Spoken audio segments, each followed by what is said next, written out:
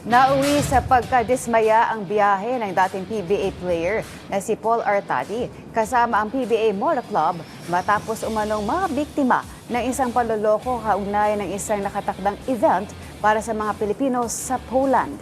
Ibinahagi ni dating PBA star Paul Artadi na hindi natuloy ang isang nakatakdang basketball event sa Poland matapos walang maabutang mga organizer sa venue. Ayon kay Artadi, may nakahanda sanang laro para sa mga Pilipino noong June 21, ngunit nabigo itong maisagawa dahil sa kawalan ng maayos na koordinasyon at pamamahala.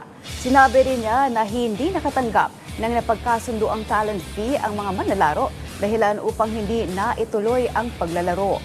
Dagdag pa ni Artadi, nagbiyahe pa sila ng halos 5 oras para sa nasabing aktibidad bago mabalita ang wala palang nakahandang kaganapan sa lugar. Bukod sa mga malalaro, may mga Overseas Filipino Workers o OFW din umanong nadamay sa insidente matapos bumili ng mga ticket para sa nasabing programa. Samantala, naglabas naman ng paumanhin ang organizer, ngunit ayon sa koponan, hindi nito mababawi ang oras, pagod at abalang idinulot ng nangyaring insidente. Ginamit din ni Artadi ang pangyayari bilang paalala sa publiko na maging maingat sa mga kahalintulad na transaksyon at siguraduhing lehitimo ang mga event na kanilang sasalihan. Lesson learned sa atin. Lesson learned yan. Nag-uusap kami. Tama sabi ni JJ. We got scammed. Big time. Hindi, big time. Ito, sila ate. Taga saan kayo pa? Hindi, from here. Saan kayo? Warsaw. So, ilang oras yun, di ba? 5 hours. Bumili sila ng ticket, pero wala. Nga. Hindi kami nakalaro kasi hindi kami binayaran ng talent fee. So, we are sorry. Oh, we are sorry. Si ate, vlogger din dito. Pero walang may gusto, di ba? Oh.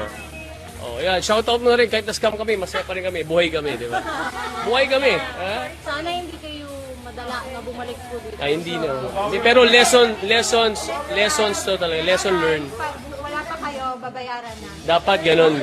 Wala, mababait ang PBA Motor Club eh. Mababait talaga kami. So, yeah. Land, bad experience. We got scammed. Hindi kami nakalaro, hindi kami binabayaran dito.